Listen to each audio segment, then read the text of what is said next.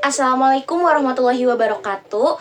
Perkenalkan, saya Sylvia Delova dari kelas 5E Ekonomi Syariah dengan NIM 23821201168. Dengan adanya video ini untuk memenuhi ujian akhir semester mata kuliah Ekonomi Zakat dan Wakaf. Di video ini aku akan membahas secara singkat mengenai zakat dan wakaf yang sudah dipelajari selama satu semester ini. Nah, pembahasan ini tuh bakal aku rangkum ke dalam 5 poin utama yang mudah dipahami tapi tetap sesuai dengan apa yang sudah diajarkan.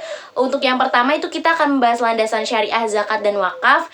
Zakat dan wakaf memiliki dasar yang sangat kuat dalam Islam. Zakat juga merupakan kewajiban yang diperintahkan langsung dalam Al-Quran dan hadis, bahkan salah satu rukun Islam. Sementara itu, wakaf meskipun hukumnya sunnah, namun memiliki niat pahala jangka panjang atau sedekah jariah.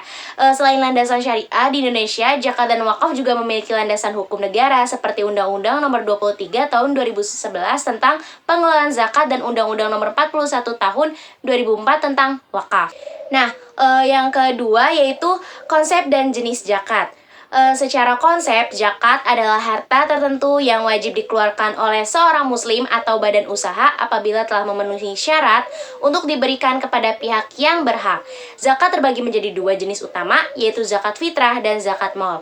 Zakat mal sendiri mencakup zakat penghasilan, zakat perdagangan, zakat pertanian, dan lainnya. Tujuan utama zakat bukan hanya membersihkan harta saja, tetapi juga menciptakan keadilan dan kemerataan ekonomi dalam masyarakat. Nah, adapun pembahasan yang ketiga yaitu muzaki, mustahik, dan fungsi ekonomi zakat.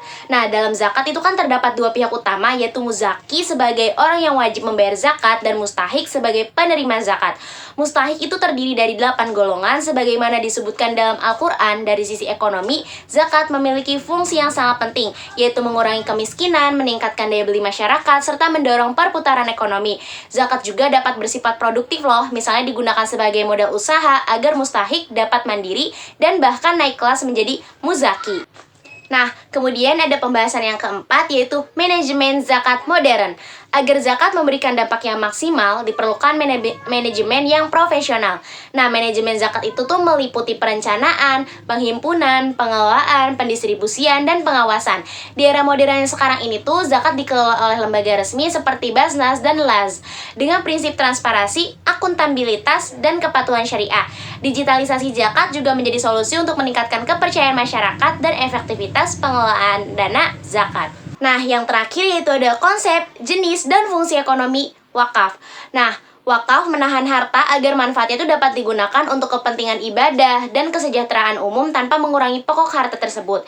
Wakaf ini tuh terdiri dari wakaf benda, tidak bergerak seperti tanah dan bangunan, serta wakaf benda bergerak seperti wakaf uang. Secara ekonomi, wakaf itu tuh berfungsi sebagai instrumen pembangunan jangka panjang, misalnya untuk pendidikan, kesehatan, dan pemberdayaan umat. Jika dikelola secara produktif dan profesional, wakaf dapat menjadi sumber pembiayaan berkelanjutan bagi kesejahteraan masyarakat.